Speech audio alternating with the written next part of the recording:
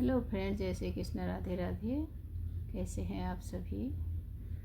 तो आज मैं लेके आई हूँ रामायण का ही एक छोटा सा प्रसंग है, जिसे इसी फेसबुक पर हमारे मोहल्ले में रहते हैं हमारे आदरणीय श्री शंभू शरण मिश्रा जी, और उन्होंने ही पोस्ट किया था और मुझे बड़ा पसंद आया वो पोस्ट और मैं सेव करके रख ली थी। मैं सोची थी कि आप सबको ज़रूर सुनाऊंगी। तो ये प्रसंग उस समय की है जब सीता जी को रावण हरण करके ले जा रहा था। तो मैं सुनाती हूँ, आप सुनिए। जटायु के दोनों पंख रावण ने काट दिए थे और वे आसमान से नीचे धरती पर आ गिरे। चारों तरफ से पशु पक्षियों ने उन्हें घेर लिया।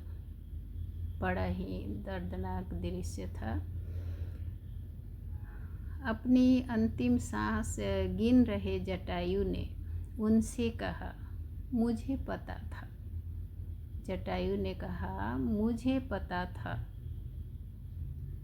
कि मैं रावण से जीत नहीं पाऊंगा, लेकिन फिर भी मैं लड़ा। एक नारी की रक्षा का सवाल था। यदि मैं नहीं लड़ता तो आने वाली पीढ़ियां मुझे कायर कहती, पंखहीन, बुरी तरह घायल। जटायु के सामने मृत्यु आकर खड़ी हो गई। उनका लास्ट समय आ चुका था।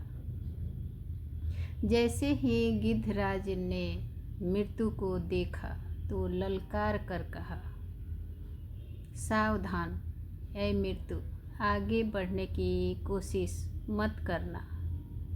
मैं तुम्हें स्वीकार तो करूँगा, लेकिन तुम मुझे तब तक नहीं छू सकती जब तक मैं माता सीता की सुधि प्रभु श्री राम को नहीं सुना देता। और मौत उन्हें छू भी नहीं पा रही थी, क्योंकि उन्हें इच्छा मृत्यु की वरदान मिला हुआ था।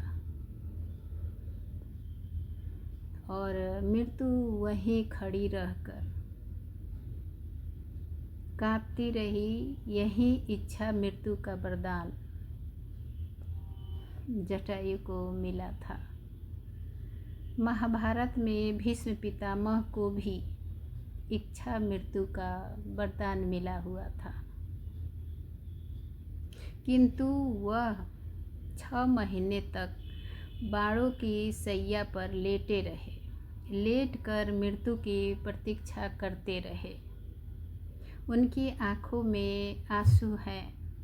कितना अलौकिक है यह दृश्य। रामायण में गिद्धराज जटायु श्री राम की गोद रूपी शैया पर लेटे हुए हैं और प्रभु राम करुणा से रो रहे हैं और जटायु हंस रहे हैं। वहाँ महाभारत में भीष्म पितामह रो रहे हैं और भगवान श्री कृष्ण हंस रहे हैं। भिन्नता प्रतीत हो रही है कि नहीं, बताइएगा आप सभी। अंत समय में जटायु को भगवान की गोद की शैया मिली, लेकिन भीष्म पितामह को मरते समय बाणों की शैया मिली। तो दोस्तों, जटायु अपने कर्म के बल पर अंत समय में भगवान की गोद में हंसते हुए प्राण को त्यागा और प्रभु श्री राम के शरण में। और बाणों पर लेटे लेटे भीष्म पितामह रो रहे हैं। ऐसा अंतर क्यों? ऐसा अंतर इसलिए है कि भरे दरबार में भीष्म पितामह ने द्रौपदी का चीरहरण होते हुए देखा था, विरोध नहीं कर पाए थे और मौन रह गए।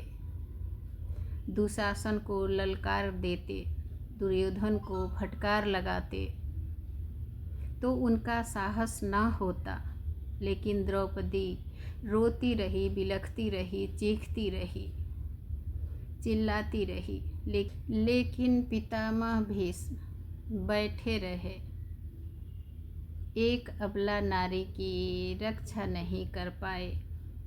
उनका परिणाम यह निकला कि इच्छा मृत्यु का वरदान पाने के बाद भी उनको बाणों की सैया मिली और जटायु ने नारी का सम्मान किया, एक नारी की रक्षा में अपने प्राणों की आहुति दी। तो मरते समय उन्हें भगवान ने गोद की सैया दी, अपनी गोद में उनका सिर रखा। मित्रों, यह प्रसंग याद आने पर आप सबसे साझा करना अच्छा लगा। ये पोस्ट जब मुझे मिली थी तो मैं पढ़ रही थी और इसे महसूस भी कर रही थी, तो मुझे बड़ा अच्छा लगा। तो मैं सोची कि क्यों ना इसका वीडियो बना करके और आप सबके पास भेजूं, शायद आप सबको पसंद आए। तो मैं नहीं बना पाई क्योंकि मैं उनसे पूछा नहीं था, मिश्रा जी से, और अनुमति लेने के बाद ही मैं ये वीडियो बनाई हूँ। और जब मैं उनसे पूछी तो उन्होंने बोला कि ज़रूर बनाइए। तो आप सब ज़रूर बताइएगा ये प्रसंग आप सबको कैसा लगा। ऐसा नहीं है कि आप सब नहीं जानते हैं इस कहानी को, लेकिन रामायण की यही विशेषता है कि जितनी बार भी सुनी जाए